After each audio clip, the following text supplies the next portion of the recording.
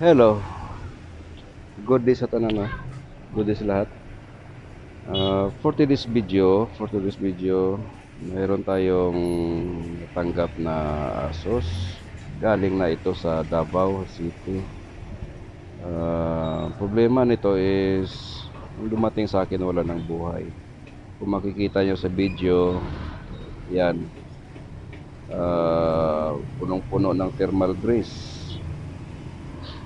Nakakatawa lang isipin kasi doon sa Davao naloko ang customer nito.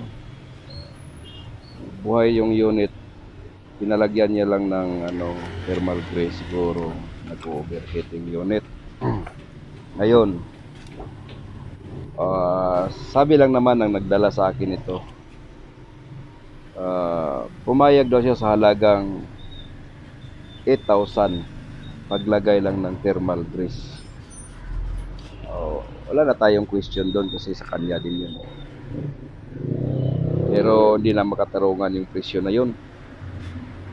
Para sa akin kasi thermal grease, depende yan sa ganitong uri ng laptop is Asus VivoBook 15 Core i5 8th generation.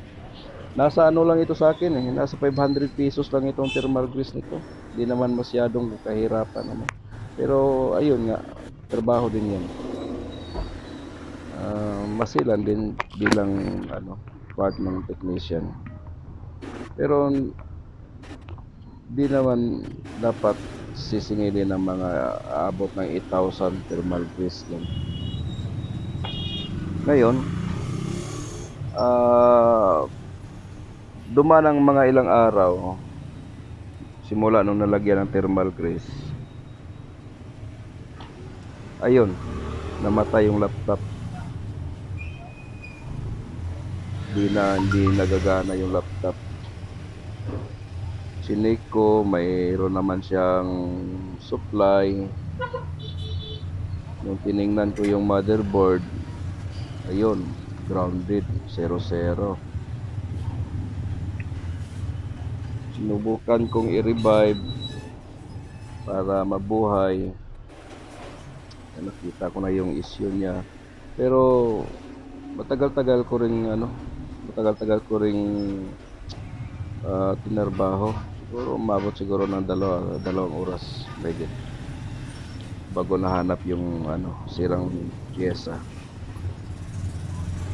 At ayun, sa awa ng Diyos, nag-okay naman yung laptop. Pero yung hindi ako makamove on doon sa sa thermal grease na umabot ng 8,000. Grabe naman yung paglagay ng thermal grease, punong-puno. Halos di makahinga yung processor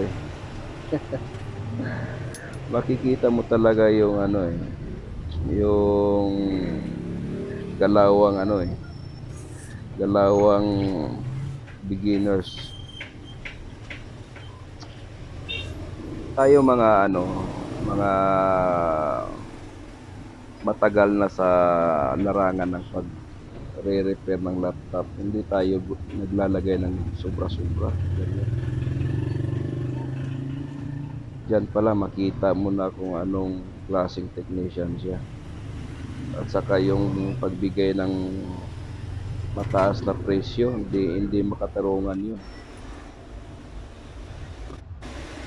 Papayag ako na 8K yung charge niya. Kung halimbawa nagre-repair siya, patay yung unit o maraming kailangan palitan na parts, yung pwede yun. Ito nga yung kontrata ko lang nito is 4,000 plus tatawad pa yung may-ari. Pero sige na lang, para makatulong tayo, pinayagan ko na. Tapos magbibigay pa ako ng doon, komisyon sa nagdala sa akin. Hindi naman pwedeng wala kasi hanap buhay din niya yun, technician din yun. Yan, makikita nyo Tinatrabaho ko talaga. So, okay, ipa-fast forward na natin. Kumaba pa itong video. Tingnan nyo dun sa dulo yung finished product.